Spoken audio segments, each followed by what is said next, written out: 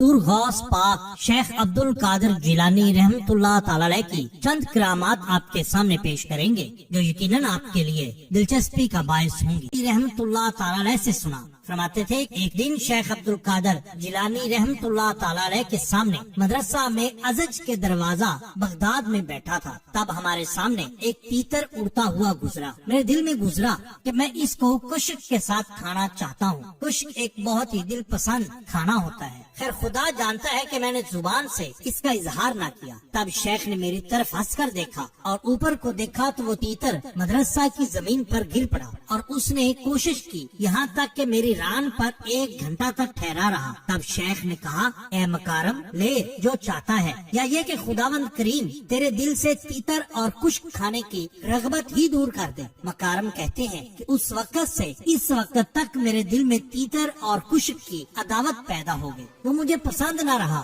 وہ سامنے بھنا اور پکا ہوا رکھا جاتا اور میں اس کی خوشبو کی بوجہ کراہت کے کھانے کی طاقت نہ رکھتا اور پہلے اس سے تمام لوگوں سے زیادہ اس کو پسند کیا کرتا تھا۔ بالکل اسی طرح بیان کیا جاتا ہے کہ خبر دی ہم کو ابو الحسن علی بن ابی بکر، ہم کو شیخ اصیل ابو طہار خلیل بن شیخ جلیل نے کہا کہ میں نے اپنے باپ رحمتullah تعالی علیہ سے سنا، وہ کہتے تھے کہ شیخ حماد رحمتullah تعالی علیہ بغداد کے گاؤں پر سے گزرے اور مستعریہ حکومت کے امیر کو دیکھ کر حیران رہ گئے کہ وہ سوار تھا اور نشے میں جا رہا تھا۔ شیخ نے اس پر انکار کیا اور امیر نے اس پر غلبہ کیا، تو شیخ نے فرمایا کہ اے گھوڑے، اس کو پکڑ۔ تب گھوڑا اس کو اس طرح دوڑا کر لے گیا جس طرح کہ بجلی ہو کہ نگاہوں سے بھی آگے بڑھ جائے، اور گم ہو گیا، معلوم نہ ہوا کہ کدھر گیا۔ خلیفہ نے اس کے پیچھے لشکر دوڑایا لیکن اس کا پتہ نہ چلا، اور شیخ حماد نے فرمایا کہ مجھ کو عزت معبود کی قسم ہے کہ گھوڑے نے اس کو نہ جنگل میں، نہ سمندر میں، نہ نرم زمین میں، نہ پہاڑ پر ٹھہرایا، بلکہ اس کو کاف کے پرے لے گیا اور وہاں سے اس کو اٹھایا جائے گا۔ آپ کی اصل شام کے علاقہ کی تھی اور بغداد میں مظفریہ میں سکونت اختیار کی، یہاں تک کہ وہیں سن 525 ہجری میں انتقال کیا۔ آپ کی عمر بڑی تھی، شنیزی مقبرہ میں دفن ہوئے، ان کا مزار وہاں ہی ہے جس کی عموماً زیارت کی جاتی ہے۔ بالکل اسی طرح بیان کیا جاتا ہے کہ خبر دی ہم کو ابو الحسن بن ابی بکر نے، میں نے قاضی قضا ابو صالح نصر سے سنا، انہوں نے کہا کہ میں نے اپنے باپ عبد الرزاق سے سنا، وہ فرماتے تھے کہ میرے والد یعنی شیخ محی الدین عبد القادر جیلانی پیران پیر دستگیر رحمتullah تعالی علیہ ایک دن نماز جمعہ کے لیے نکلے۔ میں اور میرے 2 بھائی عبد الوہاب اور عیسیٰ آپ کے ساتھ ساتھ تھے۔ راستے میں ہم کو سلطان کے 3 شراب کے مٹکے نظر آئے جن کی بو بہت تیز تھی، ان کے ساتھ کوتوال اور دیگر کچہری کے لوگ تھے۔ ان سے شیخ نے کہا ٹھہر جاؤ، وہ نہ ٹھہرے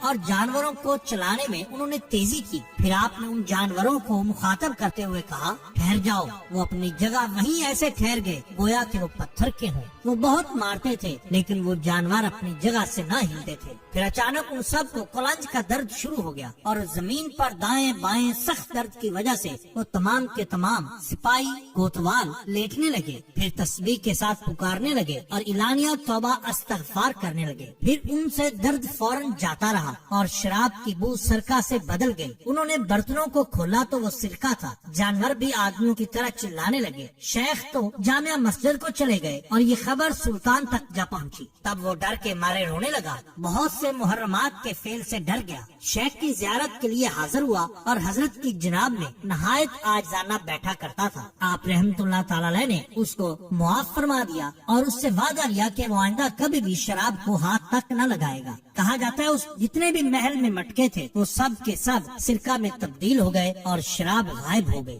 بالکل اسی طرح بیان کیا جاتا ہے کہ شیخ ابو الفضل احمد بن صالح بن شافع رحمتullah تعالی علیہ سے منقول ہے، وہ کہتے ہیں کہ میں شیخ محی الدین سید عبد القادر جیلانی رحمتullah تعالی علیہ کے ساتھ مدرسہ نظامیہ میں تھا۔ آپ کے پاس فقہا اور فقراء جمع تھے۔ اتنے میں ایک بہت بڑا سانپ کہیں سے آ نکلا، سب حاضرین بھاگ گئے مگر آپ رحمتullah تعالی علیہ وہاں پر خاموش بیٹھے رہے۔ آپ ثابت قدم رہے۔ وہ سانپ آپ کے سامنے آ گیا اور کسی انسان کی طرح آپ سے ہم کلام ہوا۔ وہ ایک اچھا دھاری ناگ تھا جس نے انسانوں کی طرح آپ سے کلام کیا۔ اس کے کلام کرنے کے باوجود بھی آپ اپنی جگہ پر ثابت قدم رہے. پھر وہ آپ کی جانب آیا, اپنی دم پر کھڑا ہو گیا اور آپ رحمت اللہ علیہ سے کہنے لگا. آپ نے بھی اس سے کچھ بات کی, پھر وہ چل دیا, واپس اپنی اصل شکل میں آیا اور غائب ہو گیا. جو لوگ بھاگ چکے تھے وہ فوراً آپ کے پاس آئے اور دریافت کیا کہ حضور آپ نے اس سے کیا بات کی, آپ نے اس کو کیا فرمایا. آپ رحمت اللہ تعالی نے فرمایا کہ اس نے کہا کہ میں نے بہت سے اولیاء اللہ کو آزمایا ہے مگر آپ جیسا ثابت قدم کسی کو نہ دیکھا. میں نے اس سے کہا کہ تم مجھ پر ایسے وقت میں آئے کہ میں قضاء اور قدر میں کلام کر رہا تھا اور تو ایک جانور ہے جس کو قضاء حرکت دیتی ہے اور قدر ساکن کرتی ہے. بس میں نے ارادہ کیا